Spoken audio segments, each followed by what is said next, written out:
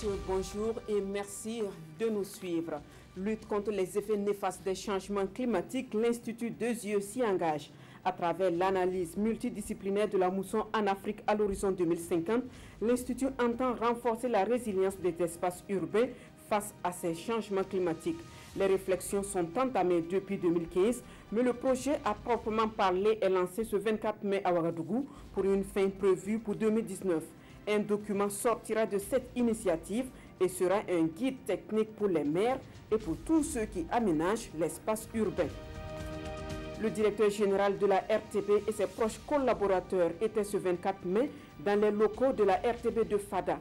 Une visite de courtoisie, mais aussi une occasion pour échanger avec le personnel afin de s'imprégner de leurs conditions de vie et de travail. Les travailleurs ont égrené les difficultés qu'ils rencontrent dans le cadre de leur travail et le directeur général de ce média public et ses collaborateurs promettent de tout mettre en œuvre afin que des solutions soient trouvées pour un meilleur fonctionnement des services de la RTB. Le FESPACO 2019 s'avance à grands pas et les membres du comité de sélection des projets de films burkinabés censés participer à cette biennale de cinéma africain s'activent. Face aux hommes de médias ce 24 mai, le comité a proclamé les résultats de l'appel à projets lancé par la Direction générale du cinéma et de l'audiovisuel pour la production de films. 30 projets sont validés et 9 projets tous genres confondus ont obtenu des subventions. Le président du FASO a accordé une contribution à hauteur de 1 milliard de francs CFA, une somme qui servira à financer prioritairement deux longs métrages que sont Dunga, les charognards de Abdoulaye Dao et les décriances de Apolline Traoré. Les fidèles musulmans du Burkina et d'ailleurs vivent depuis quelques jours dans la pénitence, le recueillement et surtout le partage.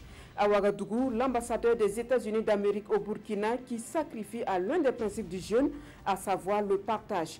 En effet, l'ambassadeur a convié des élèves de plusieurs écoles coraniques du Burkina et de la région de Terra au Niger, ainsi que 12 encadreurs et maîtres coraniques pour une rupture de jeûne à son domicile.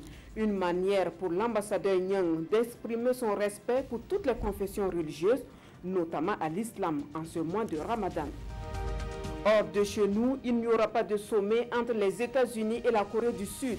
Le président Donald Trump a annulé la rencontre prévue avec Pyongyang, une rencontre qui était prévue dans moins de 3 semaines à Singapour avec Kim Jong-un.